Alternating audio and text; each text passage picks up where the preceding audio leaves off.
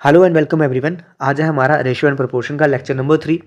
Last time हमने lecture number 2 में क्या किया था, बहुत सारे कंसेप्ट हमने सीखे थे। लास्ट कंसेप्ट जो हमने सीखा था वो सीखा था हमने इनकम एंड एक्सपेंडिचर का। ऐसे वाले क्वेश्चन हो तो उसको कैसे करना होता है। अब मैंने अब जब आपको परसेंटेज पढ़ाया था तो मैंने आपको ये चीज़ बोली थी कि जितने भी परसेंटेज के कंसेप्ट होते हैं, जितने भी परसेंटेज के क्वेश्चन होते हैं, मैं सारे के सारे उसको रेशियो एंड प्रोपोर्शन से सॉल्व करने वाला हूँ। जिसकी एग्जाम्पल मैं आपको अभी थोड़ी सी दे देता हूँ कि जैसे मैंने एक क्वेश्चन आपको ये वाला, ठीक, कि इक्वेशन क्या था, the government reduces the price of the sugar bye 10%। तो कंज्यूमर क्या करता है कि मतलब अगर प्राइस रिड्यूस हो गया तो कंज्यूमर 6.2 kg ज़्यादा ला रहा है अब 837 रुपये में। तो बताओ प्राइस कितना होगा। तो ये हमने इतना ज़्यादा तामझाम किया था और हमारा आंसर निकल के आया था 13.5। अब मैं आपको बताता हूँ यही चीज़ें जब हमको करनी होती है रेशो से तो देखो कितना सिंपल हो जाता है। तो यहाँ पर मैंने क्वेश्चन ले लिया आपके लिए, ध्यान से सुनना इस चीज़ को। क्वेश्चन ये बोल रहा है the government reduced the price of the sugar bye 10%। Government ने क्या किया, प्राइस जो है शुगर का वो 10% से कम कर दिया। ठीक है, तो मेरे पास करने के यहाँ पे फिर से मेरे पास करने के यहाँ पे दो तरीके हैं। पहला तरीका क्या है कि प्राइस कितना रिड्यूस हो गया, 10%। 10% होता कितना है सर, 1/10 होता है। इसका मतलब अगर पहले प्राइस कितना था 10, ठीक है, पहले मैं यही लिख देता हूँ। 10% कितना होता है, 10% मतलब 1/10। इसका मतलब अगर पहले प्राइस 10 था, अब 1 से कम हो गया तो प्राइस कितना हो जाएगा सर, प्राइस 9 हो जाएगा। इतना समझ आपको आ गया। उसके बाद वो बोल रहा है कि अगर प्राइस इतना कम हो गया तो उसकी वजह से हो क्या रहा है कि कंज्यूमर क्या कर रहा है, 6.2 किलो ज़्यादा ला पा रहा है। कितने में, 837 रुपये में। तो कितना ज़्यादा ला पा रहा है, 6.2 kg ज़्यादा ला पा रहा है। सॉरी, किसकी वजह से ज़्यादा ला पा रहा है, क्योंकि प्राइस जो है वो 10% कम हो चुका है। तो मैं यहाँ पे लिख सकता हूँ कितने परसेंट कम हुआ है, 10%। 10% कितना है अब, 837। तो मुझे बस ये कैलकुलेशन करनी है। जैसे ही मैं ये कैलकुलेशन करूंगा जो भी मेरा आंसर आएगा वो मेरा क्या आंसर आएगा, जो भी मेरा न्यू प्राइस होगा। ठीक है, वो मेरा क्या आंसर आएगा, जो भी मेरा न्यू प्राइस है। बस मुझे इसकी कैलकुलेशन करनी है। कैलकुलेशन में यहाँ पे 62 को लिख सकता हूँ, 62 डिवाइडेड बाई 10। ये यहाँ 0 से 0 गया, ये 10 से 10 गया। इसका मतलब 62 की वैल्यू जो है वो किसके बराबर दी है, 837। यहाँ से अगर मैं देखूँ तो एक की वैल्यू किसके बराबर आएगी, 837 डिवाइडेड बाई 62। जब इसको कैलकुलेट करोगे तो आंसर आएगा 13.5 और यही हमारा आंसर है, सिंपल। तो आप देख रहे हो यहाँ पे आपने कितना तामझाम किया था, कितनी कैलकुलेशन की थी और आपका ये आंसर आया था। लेकिन यहाँ पे आपको क्या करना पड़ा, सिर्फ एक ही कैलकुलेशन करनी है, सिर्फ ये डिवाइडेड बाय करना है और बस आपका आंसर आ गया। अगर आपको ये भी नहीं समझ आता तो और मैं एक और तरीका बताता हूँ। देखो हुआ क्या, ध्यान से क्वेश्चन को समझने की कोशिश करना। हो ये रहा है कि गवर्नमेंट प्राइस क्या कर दे रही है, कम कर दे रही है, ठीक है। अब कस्टमर क्या कर रहा है, 837 रुपये से इस 837 रुपये में 6.2 किलो ज़्यादा ला रहा है। तो गवर्नमेंट ने क्या कर दिया, 10% कम कर दिया। बंदा क्या था, बंदा मान लो 837 रुपये लेके गया था शुगर खरीदने। बंदा कितने पैसे लेके गया था, 837 रुपीज़ लेके गया था शुगर खरीदने। लेकिन गवर्नमेंट ने क्या कर दिया, उसका प्राइस 10% से कम कर दिया। 10% इसका, ठीक है, गवर्नमेंट ने 10% कम कर दिया। 10% इसका मतलब 83.7 रुपीज़ क्या हो गए, कम हो गए। क्या हो गए, 83.7 रुपये क्या हो गए, कम हो गए। अब गवर्नमेंट ने बोला कि भैया ये 83.7 रुपये अपने लेके जाओ, हमें नहीं चाहिए। क्यों, क्योंकि हमने प्राइस कम कर दिया। तो अब आप पहले जो 837 लेके आ रहे थे, अब मुझे क्या चाहिए, इतने नहीं चाहिए मुझे, बस ये अपने लेके जाओ। उसने क्या बोला कि ये 837 रुपीज़ जो है वो लेके जाओ। बंदे ने बोला कि सर मुझे क्या करो, मुझे ये पैसे वापस नहीं चाहिए, मुझे आप एक काम करो, 6.2 kg जो है वो एक्स्ट्रा शुगर दे दो। बंदे ने क्या बोला कि मुझे पैसे वापस तो नहीं चाहिए, लेकिन मुझे ये 6.2 kg जो शुगर है ना वो एक्स्ट्रा दे दो। ठीक है, क्या कर दो, वो एक्स्ट्रा दे दो। किन पैसों में, वही जो पैसे क्या हुए हैं, कम हुए हैं, जो मेरे पास बच गए अब। ठीक है, क्योंकि प्राइस रिड्यूस हुआ, वो पैसे बच गए। उसने बोला कि मुझे उसकी क्या दे दो, शुगर दे दो। तो यहाँ से अगर मैं देखूँ 6.2 kg किसके बराबर आ गया, 83.7। तो यहाँ से 1 kg शुगर का प्राइस कितना होगा, 83.7 डिवाइडेड बाई 6.2। पॉइंट से पॉइंट कटा, वही आया 837 डिवाइडेड बाई 62 जो यहाँ पे आया था। आंसर कैलकुलेट करूंगा तो 13.5 आएगा। समझ आई आपको बात। तो ये तरीके जो है, मैंने आपको एक तरीका ये बता दिया, दूसरा तरीका ये बता दिया, तीसरा तरीका आपको मैंने यहाँ पे बता चुका हूँ पहले ही परसेंटेज में। तो आप किसी भी तरीके से जाओगे ये आप निकाल सकते हो। लेकिन एक बात आपको याद रखनी है, जहाँ से जो भी चीज़ निकल के आएगी ना वो आएगा आपका न्यू प्राइस। चाहे वो रिड्यूस होगा, चाहे वो इंक्रीज हुआ होगा, लेकिन आएगा क्या, ये आएगा आपके पास न्यू प्राइस। अगर आपको ओल्ड प्राइस निकालना हो तो क्या करना है सर, इसी में अगर मैं बोल दूं कि मुझे ओल्ड प्राइस भी चाहिए तो क्या करना है, तो मुझे क्या करना पड़ेगा, ये जो न्यू प्राइस आया मेरा, मुझे ये देखना पड़ेगा कि न्यू प्राइस की रेशो कितनी थी। 9 रेशो थी, इसका मतलब ये जो न्यू प्राइस आया होगा ये 9 रेशो की वैल्यू आई होगी कितनी 13.5। यहाँ से एक रेशो की वैल्यू दोबारा निकालो 13.5 डिवाइडेड बाई 9। अब देखो ओल्ड प्राइस कितना है 10 रेशो का, तो मैं निकाल दूंगा 10 रेशो किसके बराबर होगी 13.5 डिवाइडेड बाई 9 इंटू 10 जो कि आ जाएगा 135 डिवाइडेड बाई 9 जो कि आ जाएगा 15। तो मेरे पास ओल्ड प्राइस कितना आ जाएगा 15 आ जाएगा। ठीक है, तो ये आपके पास तरीका था ओल्ड प्राइस निकालने का और न्यू प्राइस निकालने का। लेकिन ये याद रखना है कि यहाँ से जो भी निकल के आएगा वो हमेशा आपका न्यू प्राइस आएगा, चाहे न्यू प्राइस रिड्यूस हुआ होगा चाहे न्यू प्राइस इंक्रीज हुआ होगा, फर्क नहीं पड़ता, लेकिन जो भी निकल के आएगा वो आपका न्यू प्राइस होगा।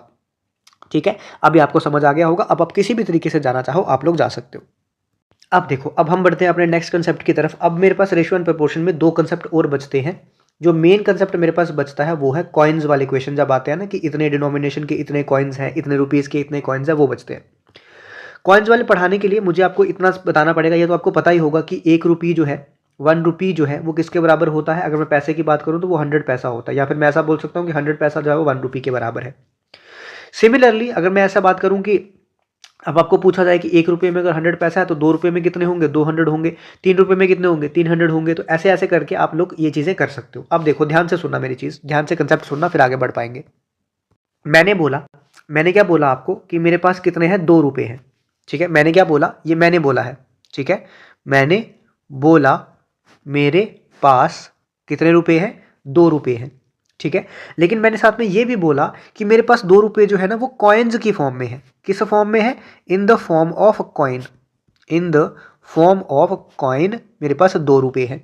अब आप मुझे पूछोगे कि सर कौन से कॉइन है आपके पास, क्या सर आपके पास जो है वो 1-1 रुपये के कॉइन है, क्या सर आपके पास 50 पैसा वाले कॉइन है, क्या सर आपके पास 10 पैसा वाले कॉइन है। तो आप मुझे पूछ सकते हो ना, हाँ सर पूछ सकते हैं। अब देखो ध्यान से, अगर मैं बोलूं कि मेरे पास 2 रुपये हैं और मेरे पास वो किस फॉर्म में है 1-1 रुपये के कॉइन की फॉर्म में, तो मैं क्या बोलूंगा मेरे पास कितने कॉइन्स होंगे, मेरे पास 2 कॉइन्स होंगे। नंबर ऑफ कॉइन्स मेरे पास कितने होंगे 2 कॉइन होंगे। और 1-1 रुपये का अगर कॉइन है तो मेरे पास टोटल मनी कितनी बन जाएगी, टोटल वैल्यू कितनी बन जाएगी उसकी 2 रुपये बन जाएगी ना। अगर मेरे पास 1 रुपये का कॉइन है और कितने कॉइन्स हैं 2 कॉइन्स हैं, तो मेरे पास कितने पैसे बन जाएंगे सर, मेरे पास 2 रुपये बन जाएंगे। सिमिलरली अगर मुझे 2 रुपये बनाने हैं लेकिन मेरे पास 50 पैसा वाले कॉइन है, तो आपको पता है 50 पैसा वाले अगर मेरे पास 2 कॉइन्स होंगे तो मेरे पास 100 पैसा बनेगा, मतलब मेरे पास 1 रुपया बनेगा। ठीक है, अगर मेरे पास 50 पैसा वाले 2 कॉइन होंगे तो मेरे पास 1 रुपया बनेगा। मुझे चाहिए क्या 2 रुपये, तो 50 पैसा वाले कितने कॉइन होने चाहिए 4 कॉइन होने चाहिए। तो 50 पैसा वाले अगर 4 कॉइन्स होंगे तभी मेरे पास 200 पैसा बनेगा, या फिर 200 पैसा को मैं क्या लिख सकता हूँ 2 रुपीज़ लिख सकता हूँ। इसका मतलब मुझे जब भी क्या निकालना है वैल्यू ऑफ मनी निकालनी है, क्या निकालना है, जब भी मुझे वैल्यू ऑफ मनी निकालनी है तो मुझे मल्टीप्लाई करना पड़ेगा कि मेरे पास कितने रुपये वाला कॉइन है और कितने नंबर ऑफ कॉइन्स हैं, उन दोनों को मल्टीप्लाई करूंगा तो मेरे पास टोटल मनी आएगी। मेरे पास कितने रुपए वाला कॉइन था 50 पैसे वाला कॉइन था, और कितने कॉइन्स होंगे, अगर 4 कॉइन्स होंगे तो 200 पैसा बनेगा, तभी जाके मेरे पास क्या होगा 2 रुपये बनेंगे। सिमिलरली अगर मेरे पास यहाँ 10 रुपये वाला 10 पैसा वाला कॉइन है, मुझे क्या बनाना है, मुझे यहाँ पे 200 पैसा बनाना है ना, तो मुझे 20 कॉइन्स यहाँ पे रखने पड़ेंगे, तभी मेरे पास कितना बनेगा 200 पैसा बनेगा। और 200 पैसा मतलब मुझे कितना 2 रुपये बनेंगे। तो ये आपको समझ आया कि मुझे पैसे बनाने थे, मुझे दिया गया था कि किस फॉर्म में होंगे, क्या आपके पास 1 रुपये की फॉर्म में है, क्या 50 पैसे की फॉर्म में है, क्या 10 पैसे की फॉर्म में है, क्या 25 पैसे की फॉर्म में है, ऐसा भी हो सकता है। तो जैसा भी आपको करना होगा उस हिसाब से आपको उतने नंबर ऑफ कॉइन्स है वो बनाने पड़ेंगे। कई बार आपको वैल्यू दी होगी नंबर ऑफ कॉइन्स बनाने पड़ेंगे, कई बार आपको नंबर ऑफ कॉइन्स दिए होंगे वैल्यू बनानी पड़ेगी। वो डिपेंड करता है आपका क्वेश्चन पे, क्वेश्चन किस टाइप का होगा।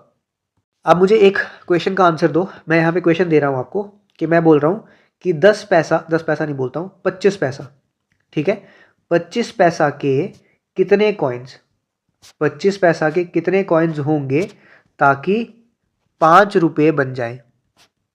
ठीक है, 25 पैसा के मेरे पास कितने कॉइन्स होंगे ताकि मेरे पास क्या बन जाए 5 रुपये बन जाए। अब सर पहले तो मुझे ये पता है कि अगर मेरे पास 25 पैसा के 4 कॉइन्स होंगे तो मेरे पास 100 पैसा यानी कि 1 रुपया बनेगा। 25 पैसा के 4 कॉइन्स होने पे मेरे पास 1 रुपया बनेगा। सिमिलरली दोबारा से 25 पैसा के 4 कॉइन्स और होंगे तो 1 रुपया और बनेगा। ऐसे मैं करते जाऊंगा तो सर मेरे पास तीसरी बार दोबारा 4 कॉइन्स होंगे तो 1 रुपया और, फिर चौथी बार दोबारा 4 कॉइन्स तो 1 रुपया और, पांचवी बार दोबारा 4 कॉइन्स तो 1 रुपया और। सर मेरे पास 5 बन गए, 1 2 3 4 और ये 5वां। तो सर कितने कॉइन्स हुए 4 8 12, 12 और 4 कितना हो गया 16, 16 और 4 कितना हो गया 20। 20 हो गया। अब ये आपको ऐसा करने की ज़रूरत नहीं है, आपको क्या करना है, आपको देखना है कि आपके पास क्या है। पहले तो देखना दोनों सेम है कि नहीं। ये पैसा है, ये क्या है आपके पास, ये मनी, ये रुपी है। इसका मतलब इसको क्या कर दो, पैसे में कन्वर्ट कर दो। इसका मतलब आपको चाहिए 500 पैसा। 500 पैसा चाहिए आपके पास। जो है वो कॉइन किस पैसे का है, 25 पैसे का। तो मैं इसको डिवाइडेड बाय क्या कर लेता हूँ, 25। जब मैं इसको डिवाइड बाय 25 करूँगा तो मेरे पास कितने कॉइन्स आ गए, 20 कॉइन्स आ गए। तो मुझे ये पता चल चुका है कि अगर मेरे पास 20 कॉइन्स होंगे किसके, 25 पैसा के, तभी मैं क्या बना पाऊंगा, 5 बना पाऊंगा। समझ आया आपको। या तो एक तरीका एक एक करके कर लो, लेकिन एक ये मतलब कहाँ तक ही कर पाओगे। ठीक है, ये थोड़ा मुश्किल हो जाता है। अगर मुझे बोला गया है कि मुझे 400 रुपया बनाना है तो क्या 4 करके ऐड करते जाओगे क्या, फिर मुश्किल हो जाएगा। ठीक है, अब आपको समझ आया किस तरीके से ये करना है। अब मैं आपको क्वेश्चन देता हूँ। एक क्वेश्चन आपके पास ये आ गया। क्वेश्चन क्या दिया है कि देयर आर 420 कॉइन्स, मतलब टोटल मेरे पास कितने कॉइन्स है, 420। तो यहाँ पे मैं लिख लेता हूँ टोटल नंबर ऑफ कॉइन्स कितने हैं मेरे पास, 420 है। ये टोटल नंबर ऑफ कॉइन्स हैं। उसके बाद मुझे दिया गया है, एक सेकेंड रुको ज़रा। उसके बाद मुझे दिया है क्या, वो कॉइन्स जो है वो किस फॉर्म में है, वो 1 रुपये की फॉर्म में भी है, 50 पैसा की फॉर्म में भी है और 25 पैसा की फॉर्म में भी है। मतलब मैं यहाँ लिख सकता हूँ कि वो जो कॉइन है वो 1 रुपये की फॉर्म में भी है, वो 50 पैसा की फॉर्म में भी है, वो 25 पैसा की फॉर्म में भी है। ठीक है, अब वो बोल रहा है कि if the ratio of their values be 2, 3 and 5। अब यहाँ पे क्या आ गया, वैल्यू आ गई। वैल्यू मतलब कि वो क्या है, 1 रुपये वाले कितने हैं, 2 हैं। ये 50 पैसे वाले कितने हैं, 3 हैं। 25 पैसे वाले कितने हैं, 5 हैं। यहाँ से आपको ये पता होना चाहिए। ठीक है, ये क्या है, वैल्यू इनकी। ठीक है, ये बहुत इंपॉर्टेंट है वैल्यू। इसका मतलब ये हुआ कि टोटल टोटल मिला के ये कितने रुपए हैं, 2 रुपये। ये टोटल मिला के 3 रुपये हैं। ये टोटल मिला के कितने रुपये हैं, 4 रुपये हैं। अब मुझे खुद बताओ कि ये कॉइन थे, ये मैं यहाँ पे लिख लेता हूँ डिनोमिनेशन। यहाँ पे क्या लिखता हूँ, डिनोमिनेशन लिखता हूँ कि मतलब इतने रुपये के कॉइन थे। अब मुझे ये बताओ कि अगर मेरे पास टोटल मुझे 2 रुपये बनाने हैं, ठीक है, क्या करना है, अगर मुझे 2 रुपये बनाने हैं और मेरे पास कॉइन कितने के हैं, 1-1 रुपये के हैं, तो मेरे पास कितने नंबर ऑफ कॉइन्स बनेंगे। यहाँ पे मैं लिख लेता हूँ नंबर ऑफ कॉइन्स। तो मुझे खुद बताओ कि अगर मुझे बनाने कितने हैं, मुझे वैल्यू कितनी बनानी है उसकी, वैल्यू मतलब हमेशा रुपीज़ में होगी। ये कितनी बनानी है मुझे बनानी है 2 रुपये। और मेरे पास कॉइन्स कितने रुपये के हैं, 1-1 रुपये के हैं। तो मेरे पास कितने कॉइन्स होंगे कि मेरे पास 2 रुपये बन जाएंगे। सर मेरे पास 2 कॉइन्स होंगे तो मेरे पास 2 रुपये बन जाएंगे। ये समझ आया आपको, हाँ सर ये समझ आ गया। अब मुझे कितने पैसे बनाने हैं, 3 रुपये। मेरे पास कॉइन्स कितने के हैं, 50-50 पैसा के हैं। तो मेरे पास कितने कॉइन्स होंगे, सर मेरे पास 6 कॉइन्स होंगे, क्योंकि 50 इंटू 6 कितना होता है, 300। 300 पैसा मतलब 3 रुपये। तो मतलब मेरे पास 6 कॉइन्स होंगे, तभी मैं क्या कर सकता हूँ, 3 रुपये बना सकता हूँ 50 पैसा से। 25 पैसा से मैं 5 रुपये कैसे बना सकता हूँ, जब मेरे पास कितने कॉइन्स होंगे। अभी मैंने आपको ऊपर समझाया कि 25 पैसा के, यहाँ पे समझाया ना ऊपर, ये कि 25 पैसा के बनाने कितने हैं, मुझे 5 रुपये बनाने हैं। तो जितने बनाने हैं उसको पैसा में कन्वर्ट कर दो और डिवाइडेड बाय कर दो कि जितने रुपये का आपके पास कॉइन है। 25 पैसा का तो 20 कॉइन्स आपको लगेंगे, ताकि आपका क्या बन जाएगा, ये 5 रुपये बन जाएंगे। ये आया आपका नंबर ऑफ कॉइन्स। अब नंबर ऑफ कॉइन्स, ये रेशो आ गई। रेशो आ गई तो मैं इसको मतलब कट भी कर सकता हूँ यहाँ से अगर मैं चाहूँ तो। ये मैं अगर चाहूँ इसको तो, क्योंकि मुझे मतलब अच्छा लगता है कि मैं लोएस्ट में बना के इसको रखूं। तो ये 2 से गया, 2 से गया 3, 2 से गया तो ये 10 आ गया। ठीक है, अब नंबर ऑफ कॉइन्स मुझे कितना दिया, मतलब रेशो में कितना आ रहा है, 3 और 1 4, 4 और 10 कितना हो गया, 14। तो टोटल नंबर ऑफ कॉइन्स मेरे पास आए कितने, 14। लेकिन क्वेश्चन में मुझे क्या दिया था, टोटल नंबर ऑफ कॉइन्स 420 के बराबर। इसका मतलब यहाँ पे मुझे ये दे रखा है, जो 14 की वैल्यू है वो 420 के बराबर दे रखी है। ठीक है, 14 की वैल्यू किसके बराबर दे रखी है, 420 के बराबर दे रखी है। तो यहाँ से अगर मैं 1 की वैल्यू निकालूंगा तो 14 इंटू 3 कितना होता है, 42। तो यहाँ पे आ गया 1 की वैल्यू किसके बराबर आ गई, 30 के बराबर आ गई।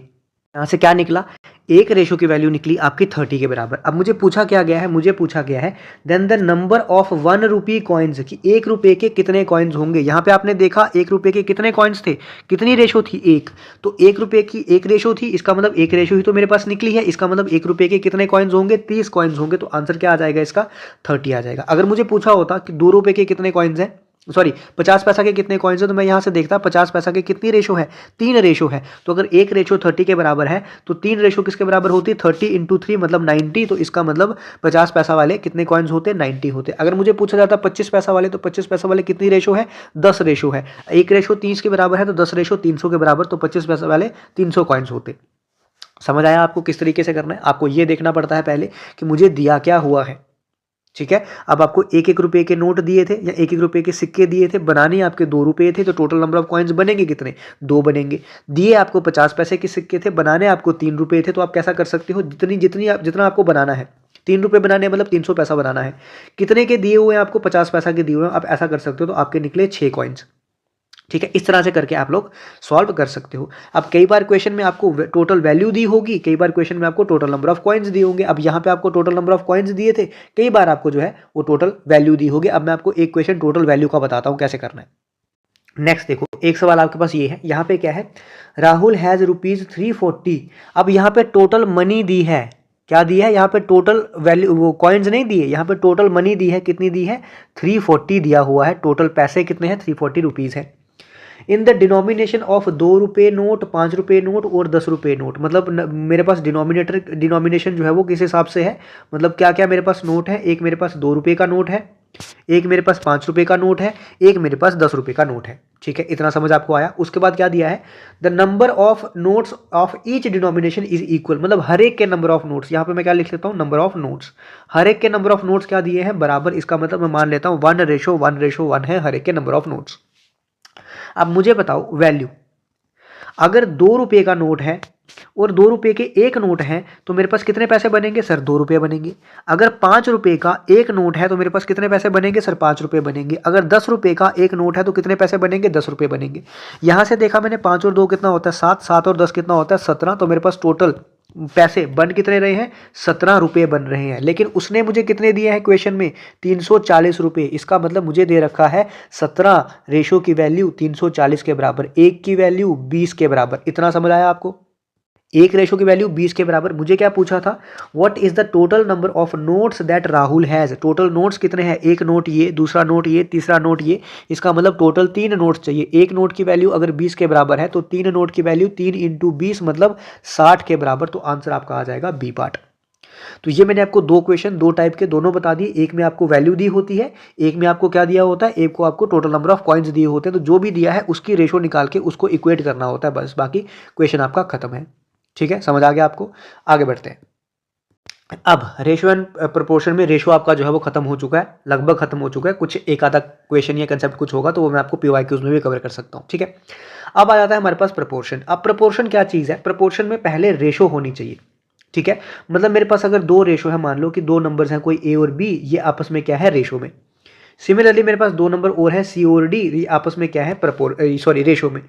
अब मैं बोलूँगा कि ये रेशो जो है और ये रेशो जो है वो आपस में क्या है? प्रोपोर्शन में। तो मैं कैसे लिखूंगा? मैं लिखूंगा ए रेशो बी जो है is proportion to C ratio D. इस तरह से लिखूंगा। या तो लिखने का तरीका क्या होगा? ए बाई बी जो है वो किसके बराबर होगा? सी बाई डी के बराबर। तो मैं बोलूँगा कि ये दोनों क्या है? प्रोपोर्शन में है। अगर मुझे ये दिया होगा कि दो नंबर्स की रेशो जो है वो अगले दो नंबर्स की रेशो के बराबर है, इसका मतलब वो जो है आपस में क्या है? प्रोपोर्शन में। प्रोपोर्शन में हम लोग ये जो होता है ना, यहाँ पे लिख लेता हूँ, ये ए रेशो बी और ये जो साइन है ना हमारा, ये है मेरा प्रोपोर्शन का साइन, ये है सी रेशो डी। इसको बोलते हैं मीन। ठीक है, ये कैसे होते हैं? मीन। और इसको बोलता हूँ मैं, इन दोनों को, इसको मैं क्या बोलता हूँ? एक्सट्रीम। क्या बोलता हूँ? एक्सट्रीम बोलता हूँ। तो प्रोपोर्शन में क्या होता है? प्रोडक्ट ऑफ मीन क्या होता है? Product of mean equals to product of extreme. ठीक है, is equals to product of extreme. इसका मतलब मैं यहाँ से ये बोल सकता हूँ कि ए और डी जो है वो बराबर होगा बी और सी के। ठीक है, A D equals to B C. चाहो तो आप यहाँ से भी तो लिख सकते हो ना, ये जो है ए डी किसके बराबर है? बी सी के बराबर। यहाँ से भी लिख सकते हो। तो ये मतलब हो गया प्रोपोर्शन का। ठीक है, अब प्रोपोर्शन में हमें कुछ फॉर्मूलाज, कुछ चीज़ें पूछी जाती हैं। जैसे फर्स्ट प्रोपोर्शन पूछा जाता है, सेकंड प्रोपोर्शन पूछा जाता है, थर्ड फोर्थ ऐसे पूछा जाता है। तो फर्स्ट प्रोपोर्शन अगर हमें पूछा हो, फर्स्ट प्रोपोर्शन ऑफ दो नंबर्स दिए हैं ए और बी, तो फर्स्ट प्रोपोर्शन अगर पूछा जाए तो किसके बराबर होता है? वो होता है ए स्क्वायर डिवाइडेड बाई बी। मतलब अगर आपको ऐसा सवाल आ जाए कि फर्स्ट प्रोपोर्शन ऑफ 1 और 2 जो है वो किसके बराबर है, तो आप क्या करोगे? 1 का स्क्वायर डिवाइडेड बाई 2, मतलब 1/2 जो है वो है फर्स्ट प्रोपोर्शन किसका? 1 और 2 का। दूसरा हमारे पास पूछा जाता है मिड प्रपोर्शन या फिर मीन प्रपोर्शन, इसको बोलते हैं। क्या बोलते हैं? मीन प्रपोर्शन फॉर ए और बी। ए और बी का क्या? Mean proportion. तो जब भी मीन प्रपोर्शन पूछा है तो आपको क्या करना है? अंडर रूट में इन दोनों का प्रोडक्ट कर देना है, ए इंटू बी का। मतलब यहाँ पे देखूँ मैं, अगर 1 और 2 दिया गया है तो आपको क्या कर देना है? अंडर रूट ऑफ 1 इंटू 2, जो कि आ गया अंडर रूट ऑफ 2। ये आपका बन जाएगा मीन प्रपोर्शन। ठीक है, इतना समझ आपको आ गया? क्योंकि इसमें कुछ समझाने वाला है नहीं, ये तो चीज़ें आपको याद रखनी पड़ेंगी। उसके बाद आता है आपका थर्ड प्रपोर्शन। थर्ड प्रपोर्शन क्या चीज़ है? यहाँ पे थोड़ी सी समझने वाली बात है। अगर थर्ड प्रपोर्शन आपको बोला है ए बी का, तो आप लोग इसको कैसे लिखोगे? पहले तो लिखोगे ऐसे, ए रेशो बी, इसके साथ जो दूसरा नंबर है दोबारा से क्या करोगे, रिपीट, और जो यहाँ पे सी आएगा ना, इसी सी को मैं क्या बोलता हूँ, थर्ड प्रपोर्शन। क्या बोलता हूँ, इसी सी को मैं बोलता हूँ थर्ड प्रपोर्शन। अब आपको मैंने जहाँ पे बताया कि प्रोडक्ट ऑफ एक्सट्रीम जो है वो प्रोडक्ट ऑफ मीन के बराबर है, इसका मतलब प्रोडक्ट ऑफ एक्सट्रीम मतलब यहाँ से क्या हो जाएगा, ए इंटू सी, इसका मतलब यहाँ से मैं लिख सकता हूँ ए सी जो है वो बी स्क्वायर के बराबर होगा, प्रोडक्ट ऑफ मीन होगा कि नहीं। यहाँ से मुझे थर्ड प्रपोर्शन मतलब सी निकालना है, जब सी निकालना है तो किसके बराबर हो जाएगा, बी स्क्वायर डिवाइडेड बाय ए। ये बहुत बार पूछा जाता है, बहुत बार क्वेश्चन जो है आपका थर्ड प्रपोर्शन का पूछा जाएगा। सिमिलरली आपको फोर्थ प्रपोर्शन का भी पूछा जाएगा, बट ये जनरली आसान है तो ये पूछा नहीं जाता। मीन प्रपोर्शन और थर्ड प्रपोर्शन आपको लगभग हर जगह पूछा जाएगा। ये क्या होता है, फोर्थ प्रपोर्शन है तो ए रेशो बी अगर किसके बराबर होगा, सी रेशो डी के बराबर, तो यहाँ पे डी क्या हो जाएगा मेरा, डी हो जाएगा फोर्थ प्रपोर्शन। सर फर्क क्या हुआ फिर फोर्थ और थर्ड में, देखो थर्ड में क्या होता है ना, यहाँ पे जो दो नंबर है ना ये बीच वाले, ये दोनों क्या है सेम, लेकिन यहाँ पे ये क्या है अलग अलग, ठीक है। आएगा ये भी लास्ट वाला जो है उसको यहाँ पे फोर्थ बोलेंगे, यहाँ पे जो लास्ट वाला है उसको क्या बोलेंगे, थर्ड, लेकिन यहाँ पे दो क्या हो रही है, रेपिटेशन, ये दोनों नंबर्स क्या होंगे, सेम होंगे, यहाँ पे क्या है अलग अलग है। तो इसका मतलब यहाँ से अगर मैं डी लिखूंगा तो डी किसके बराबर होगा, मतलब A D equals to B C के बराबर होता है, तो डी किसके बराबर होगा, B C divided by A. ये मेरे पास आ गया क्या, फोर्थ प्रपोर्शन। अब इस पे सवाल आपको किसी भी तरीके से पूछा जा सकता है। अब इस पे सवाल मतलब क्या ही दूंगा, ऐसे आसान से सवाल होते हैं, मैं एक सवाल दे देता हूँ आपको, find mean proportion of 36 and 16। मुझे मीन प्रोपोर्शन फाइंड करना है 36 और 16 का, मतलब मुझे क्या करना है, अंडर रूट ऑफ 13 इंटू 16, क्योंकि मीन प्रोपोर्शन में क्या होता है, अंडर रूट जो भी दो नंबर दिए होते हैं उनका मल्टीप्लिकेशन, तो अंडर रूट में जो भी दो नंबर दिए हैं इनका मल्टीप्लिकेशन। अब मैं ये बेवकूफ़ी नहीं करूंगा कि मैं इसको मल्टीप्लाई करूँ, मल्टीप्लाई क्यों नहीं करूंगा, क्योंकि मुझे पता है कि 36 का रूट क्या होता है, 36 का रूट जो होता है 6 होता है, तो जब ये रूट से बाहर आएगा तो ये किस फॉर्म में आएगा, 6 की फॉर्म में। सिमिलरली 16 का रूट जो होता है वो 4 होता है, जब ये रूट के बाहर आएगा तो किस फॉर्म में आएगा, 4 की फॉर्म में। तो मेरे पास आंसर कितना बन जाएगा, 6 इंटू 4 मतलब 24 मेरा आंसर जो है वो बन जाएगा। ठीक है, इतना समझ आपको आ गया, तो ये आपका क्या हो जाएगा, आंसर बन जाएगा। तो इस तरह से क्वेश्चन आपको पूछे जा सकते हैं। आप फोर्थ दिया होगा, 4 नंबर दिए होंगे तो फोर्थ प्रपोर्शन पूछा होगा, तो आप ये निकाल सकते हो आराम से। अब देखो प्रपोर्शन में ज़्यादा क्वेश्चन नहीं बनते हैं, इसी टाइप के क्वेश्चन बनते हैं, तो इसी टाइप के क्वेश्चन मैं यहाँ पे क्या करवाऊंगा, मैं आपको जो वो आएगा ना, मतलब PYQ सेशन होगा इसके बाद, वहाँ पे एक्स्ट्रा करवा दूंगा आपको चीज़ें। अब हमारे पास एक लास्ट यहाँ पे कंसेप्ट बनता है ऑल्दो इसके क्वेश्चन ज़्यादा पूछे नहीं जाते, बट स्टिल मैं चाहता हूँ आपको करा दूँ। कई बार आपने क्वेश्चन देखा होगा कि कुछ क्वेश्चन होता है फ्रेश फ्रूट, ठीक है, फ्रेश फ्रूट से related, fresh fruit and dry fruit से रिलेटेड, ठीक है, या फिर पल्प से रिलेटेड कुछ क्वेश्चन होता है कि कितना पल्प है, कितना पानी है, उस तरीके का कुछ क्वेश्चन हमारा होता है।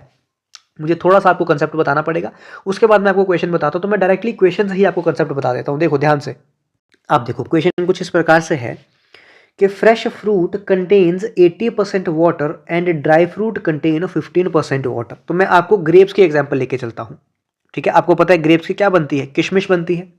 जब वो ग्रेप्स होता है, मतलब ग्रेप या ग्रेप्स बोलो, जब वो अंगूर है तो उसमें क्या होगा, उसमें पानी भी होगा, ठीक है, और उसमें पल्प भी होगा, ठीक है, जिसको आप क्या बोलते हो, जिसको आप फाइबर बोलते हो, ठीक है। उसमें पानी भी होगा, जब वो मतलब फ्रूट फॉर्म में है उसमें पानी भी होगा, उसमें पल्प भी होगा। लेकिन जब वो ग्रेप जो था वो किस में कन्वर्ट हो गया, वो ड्राई फ्रूट में मतलब किशमिश में कन्वर्ट हो गया, तो उसको किया जाता है, ग्रेप्स को बॉयल किया जाता है, उसको सुखाया जाता है, ठीक है, उसके बाद वो ड्राई फ्रूट में कन्वर्ट होता है, जो किशमिश बोलते हैं हम लोग उसको ड्राई फ्रूट बोलते हैं। अब ऑल्दो किशमिश में भी थोड़ा बहुत मतलब मॉइस्चर पानी तो है ही है, लेकिन स्टिल मुझे ये बताओ कि जो ड्राई फ्रूट था, अगर पानी मेरा यहाँ से एवेपोरेट हुआ भी, लेकिन क्या पल्प मेरा एवेपोरेट होता है क्या, ठीक है, क्या मेरा जो फाइबर है वो इवेपोरेट होता है क्या, वो कोई कुछ कम हुआ क्या, नहीं कम हुआ होगा। इसका मतलब अगर मेरा ड्राई फ्रूट होगा या मेरा फ्रेश फ्रूट होगा, जो मेरा पल्प की क्वांटिटी है वो दोनों में क्या रहती है, सेम। तो मैं क्या बोलूंगा, पल्प की क्वांटिटी क्या है, दोनों में क्या रहती है, सेम रहती है। सिमिलरली आप चाहो तो ऑरेंज का एग्जांपल ले लो कि अगर मैंने ऑरेंज से क्या निकाल दिया, जूस निकाल दिया, तो उसका क्या बच गया, पीछे पल्प बच गया, ठीक है। तो जो ऑरेंज था पहले पूरा ऑरेंज, उसमें भी कुछ पल्प था, कुछ और कुछ क्या था, जूस था। जूस निकालने के बाद भी मेरे पास पल्प अलग से हो गया और जूस अलग से हो गया, लेकिन जो पहले पल्प था बाद में भी पल्प जो था वो सेम ही रहता है, उसमें कोई भी चेंजेस नहीं आएंगे। हाँ, जो पहले जूस था वो अब निकल चुका है, अब सिर्फ पल्प बचता है, और पहले पल्प और जूस दोनों थे, बस सिर्फ इतना फर्क है, लेकिन पल्प जो है वो दोनों में सेम रहेगा। इतना समझ आया आपको। जब ये कंसेप्ट समझ आ गया तो अब मैं इसको मिटा देता हूं। अब मैं आपको क्वेश्चन समझाता हूं, क्वेश्चन क्या है। ध्यान से जरा, इतनी देर जब मैं मिटा रहा हूं आप क्वेश्चन पढ़ो ध्यान से जरा क्या है। देखो क्वेश्चन में क्या बोल रहा है कि फ्रेश फ्रूट में जो है वो 80% वाटर है, ठीक है, 80% क्या है, वाटर। अब मुझे अब बताओ, मैंने आपको अभी बताया फ्रेश फ्रूट लिख देता हूँ यहाँ पे, फ्रूट कौन सा, फ्रेश फ्रूट, कितने परसेंट वाटर है, 80% क्या है इसमें वाटर है, तो यहाँ पे W लिख देता हूँ, मतलब वाटर। अगर 80% वाटर है मतलब कितने परसेंट फ्रूट बचा, पल्प बचा होगा, 20% उसमें पल्प बचा होगा, ठीक है। और ड्राई फ्रूट जो है उसमें 15% वाटर है, क्या है, ड्राई फ्रूट जो है उसमें 15% वाटर है, तो यहाँ पे लिख देता हूँ ड्राई फ्रूट। ड्राई फ्रूट में क्या बोला गया है, 15% क्या है, वाटर, इसका मतलब यहाँ पे वाटर कितना है, 15%, तो इसका मतलब यहाँ पे पल्प कितना होगा, यहाँ पे पल्प होगा 85%, ठीक है, इतना समझ आया। अब मैंने आपको क्या बोला था कि दोनों का पल्प क्या रहेगा, सेम रहेगा, वाटर की क्वांटिटी चेंज हो सकती है, एवेपोरेट हो सकता है, पल्प क्या रहेगा, सेम। इसका मतलब 20% ऑफ फ्रेश फ्रूट जो है वो 85% ऑफ ड्राई फ्रूट के बराबर होगा। क्या बोला मैंने, 20% ऑफ फ्रेश फ्रूट जो है वो किसके बराबर होगा, 85% ऑफ ड्राई फ्रूट के बराबर होगा। हाँ सर, इतना समझ आया। अब क्वेश्चन में पूछा है how many KGs of dry fruit can be obtained out of 255 KG fresh fruit, मतलब मुझे फ्रेश फ्रूट कितना दिया है, 255 केजी, तो मैं लिख सकता हूँ 20% of 255 KGs equals to 85% of, मुझे निकालना है कि how many KGs of dry fruit, तो ये तो मुझे निकालना है, ठीक है, ये तो मुझे निकालना है, तो मैं 80% ऑफ एक्स लिख लेता हूँ यहाँ पे। ये 20 से सॉरी ये 100 से 100 गया। अब अगर मैं 80 से 85 से अगर ये काटूं तो ये डायरेक्टली मेरा 3 से जाएगा, तो x कितना आ जाएगा मेरे पास, 60 केजी। इसका मतलब जो 255 केजी ड्राई फ्रूट था, सॉरी 255 केजी फ्रेश फ्रूट था, उसमें से कितना ड्राई फ्रूट निकल के आया, 60 केजी ड्राई फ्रूट निकल के आया। समझ आया आपका, समझ आया मैंने क्या बोला। तो ये कंसेप्ट आपका ये भी है, ये भी आपका एग्जाम में पूछा जाता है, थोड़ा सा इंपॉर्टेंट कंसेप्ट है, ये भी आप कर सकते हो। इस चीज में आप किसी भी तरीके का क्वेश्चन पूछा जाएगा ना, तो आपको हमेशा क्या रखना है, आपको रखना है जो पल्प वाला, मतलब जो पानी वाला को छोड़ के दूसरा पार्ट बचता है, वो दोनों में क्या होता है, बराबर, आपको ये देखना है। अब आप यहाँ पे फ्रेश फ्रूट दिया होगा तो उसको फ्रेश फ्रूट की जगह लिख लो, यहाँ पे अगर ड्राई फ्रूट दिया होगा और बोला होगा मुझे निकालो कि कितना फ्रेश फ्रूट निकाल सकता हूँ, तो ड्राई फ्रूट की जगह उस वैल्यू को पुट करो और यहाँ से फ्रेश फ्रूट निकाल लो, ठीक है। तो ये था आपका आज का लेक्चर, और आपका रेशियो एंड प्रोपोर्शन जो है वो यहाँ पे होता है खत्म। अगर आपका एक आधा कंसेप्ट कोई और बचता होगा तो उसको मैं आपका PYQs में क्या कर दूंगा, कवर कर दूंगा। अब अगर आप चैनल पे न्यू हो तो चैनल को जो है वो सब्सक्राइब करना तो बनता है, क्योंकि हम मेहनत आपके लिए कर रहे हैं। उसके बाद अगर आपको कुछ भी डाउट होता है, कुछ भी होता है, तो आप लोग हमारा व्हाट्सएप चैनल या फिर टेलीग्राम चैनल जो है वो ज्वाइन कर सकते हो। कुछ भी अपडेट होता है आपको, अपडेट के लिए आप वहाँ पे ज्वाइन कर सकते हो। चैनल पे न्यू हो सब्सक्राइब करना, और वीडियो को लाइक और शेयर भी आपको करना है अपने दोस्तों के साथ। तो हम लोग अगले लेक्चर में देखेंगे इसके PYQs। आज के लिए मैं इतना ही रखूंगा, थैंक यू।